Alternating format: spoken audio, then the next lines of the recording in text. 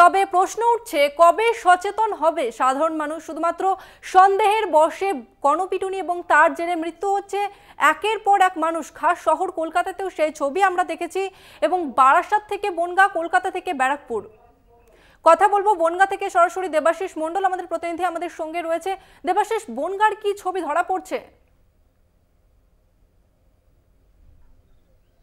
দেখো তসলিমা, তোমাকে বলি যে গত এক সপ্তাহ মানে 21 তারিখ থেকে 27 তারিখ পর্যন্ত কিন্তু 5টি গণপিটুনির ঘটনা ঘটেছে। তার মধ্যে প্রথম যে ঘটনাটি ঘটে সেটি অশোকনগর থানা এলাকার পুমলিয়া গ্রাম। এই গ্রামের 21 তারিখের ঘটনা। এখানে কিন্তু ওই যে রজনী খাতুন বলে একটি মেয়ে, সে মানসিক ভারসাম্যহীন, সে কিন্তু পুমলিয়া গ্রামে ঘোরাঘুরি করছিল সাইকেল নিয়ে।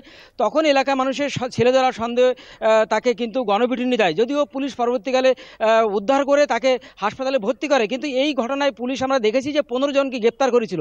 এরপরে আমরা দেখেছি যে 22 তারিখ কিন্তু বনগাঁ এলাকায় একটি ঘটনা ঘটে। সেখানে ঠাকুরপল্লীতে একটি অজ্ঞাত পরিচয় একজন ব্যক্তি, যিনি মানসিক ভারসাম্যহীন, তিনি ঘোরাঘুরি করছিলেন এবং রাতের বেলা তাকে এলাকার লোকজন ছেলে ধরার সন্দেহে তাকে গণপিটুনি দেয় এবং পুলিশ সঙ্গে সঙ্গে তাকে উদ্ধার করে বনগাঁ হাসপাতালে ভর্তি করে।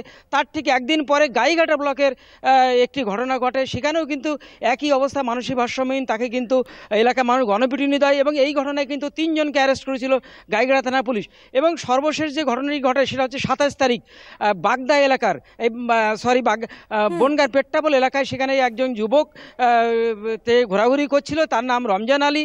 সে কিন্তু তার বাড়ি যেটা জানা গেছে যে দক্ষিণ দিনাজপুরে, এবং সে কিন্তু ওই এলাকায় ঘোরাঘুরি করার ফলে এলাকার মানুষের ছেলে ধরার সন্দেহ হয়, তখন তাকে গণপিটুনি দেয়। এবং এই ঘটনাও আমরা দেখেছি যে 5 জনকে গ্রেপ্তার করেছিল।